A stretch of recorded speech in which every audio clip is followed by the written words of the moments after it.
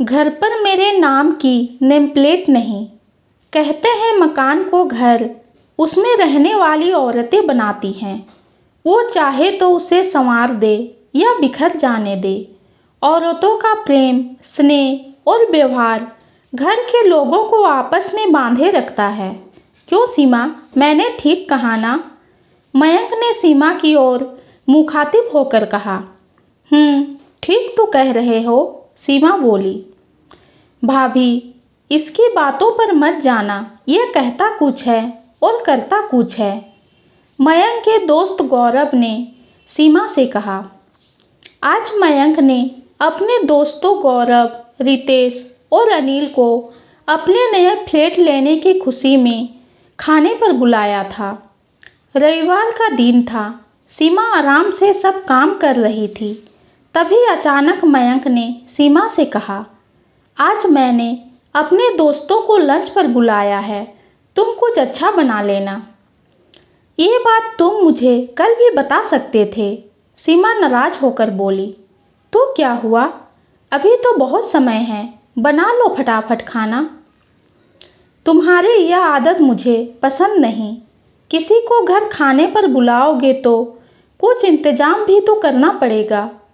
अब अचानक इतनी जल्दी में क्या बनाऊं? सीमा को बहुत गुस्सा आ रहा था। गुस्से का कारण दोस्तों को खाने पर बुलाना नहीं, अपितु पहले से उसे ना बताना था।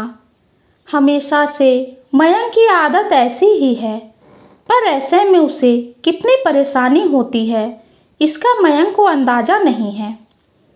पहले से बताया होता तो चने भिगो देती रात में, छोले भटूरे बन जाते। पर अब हड़बड़ी में क्या करूं? चाय पीकर सबसे पहले उसने कुकर में आलू उबलने रख दिए।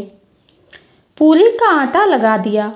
कचौड़ी के लिए मैदे में मोयन डालकर गूंथकर रख दिया।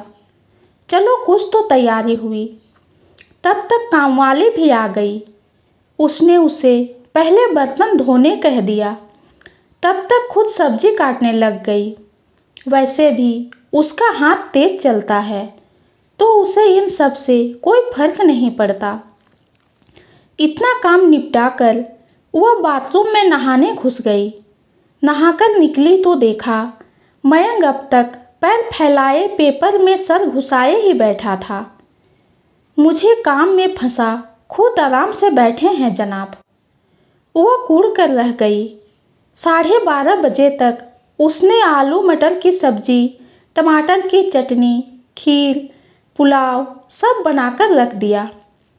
अब जब सब खाने बैठेंगे तब गर्मा गर्म पूरी कचौड़ी तल दूंगी।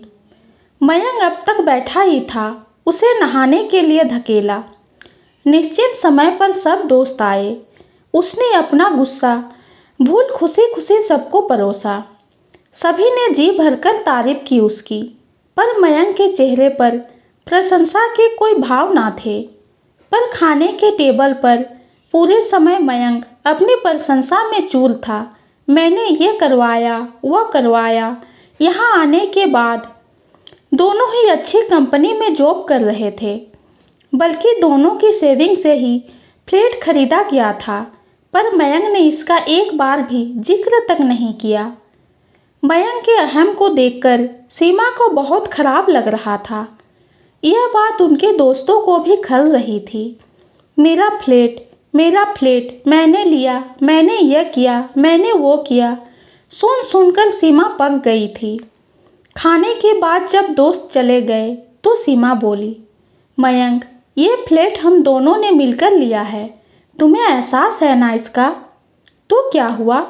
मालिक मैं हूँ इसका, तुम बीवी हो मेरी, ये मेरा घर है। मयंक की बात सुनकर सीमा को लगा इसे चढ़ गई है पीने के बाद। दोस्तों के साथ उसने कोई सॉफ्ट ड्रिंक ली थी। तुम्हें क्या हो गया है? नशा कर लिए हो क्या? सीमा बोली। कुछ भी बोले जा रहे हो। घर हम दोनों का ही है और हम दोनों को ही रहना है इसमें। हाँ मैं समझ रहा हूँ, पर नाम पति का ही होता है हर चीज़ में, इसलिए कह रहा हूँ। कुछ गलत कह दिया क्या मैंने? सीमा की आंखों में आंसू छलक आए। घर औरतों से बनता है पर नाम पतियों का। जिस घर को मुझे सजाना संवारना है जीवन भर, उसमें मेरे नाम की नेम प्लेट तक नहीं। ये कैसे विचार हैं पुरुषों के और कैसी मानसिकता है इनकी। ये कहानी आपको कैसी लगी कमेंट में ज़रूर बताइए। कहानी पसंद आती है तो चैनल को लाइक और सब्सक्राइब कीजिए। कहानी सुनने के लिए आपका बहुत बहुत धन्यवाद।